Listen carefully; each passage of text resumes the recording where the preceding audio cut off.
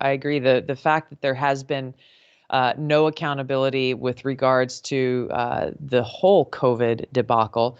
But the other example that comes to mind as well is there's been no one held accountable for the debacle that was the withdrawal from Afghanistan. And I'm sure we could come up with a short list very quickly of other major disasters of zero people being held accountable. No one was held accountable for the lies that they told around the Hunter Biden laptop. We could go down the list that goes to the heart of your point, which is so important. We as voters get to hold our elected leaders accountable at the ballot box, right? That is our primary way of being able to make our decisions about who we hire and fire in those positions.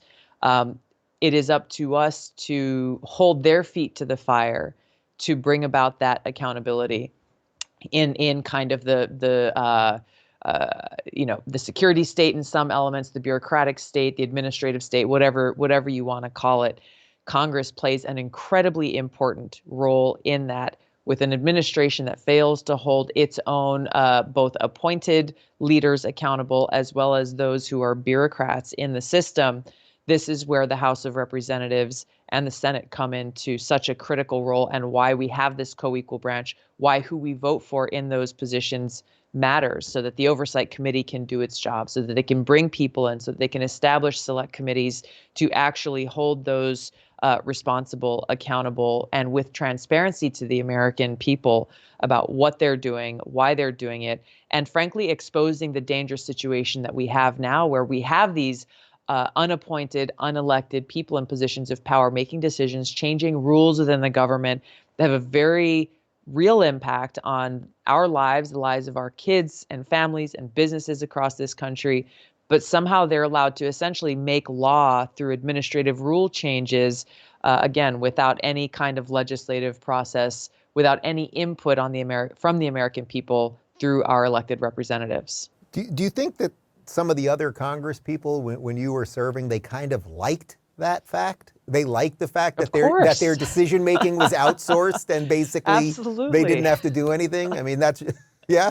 Yeah, because what answer do they have then when they go home? Maybe they have a town hall meeting or they answer their constituents like, well, why has this happened? Like, oh, sorry, it's that guy's fault. Sorry, it's their fault. No, this didn't go through Congress. It's not on our plate. But in reality, they're abdicating that very essential and important responsibility that Congress has, and it has happened over time in so many different aspects of our government, and it allows people who we as voters elect to basically sideline themselves, because then they carry no responsibility for those decisions that are being made. Congress should be fighting to claw back their own power, right? Congress should be trying to bring that back, roll back the power that's been given to the executive branch to just basically do whatever they want. But unfortunately, again, and this is, who's responsible? Well, guess what? Both Democrats and Republicans have been in charge, one way at one time or another. And we don't see that kind of, the recognizing kind of what's the underlying issue here. And instead we see a lot of leaders, people who are in leadership positions, just reacting and saying, well, we'll just pass a new law for this, pass a new law for that, but not actually getting to, well, how did we even get here in the first place? And let's get back to the cause of the problem rather than just throwing another Band-Aid on it.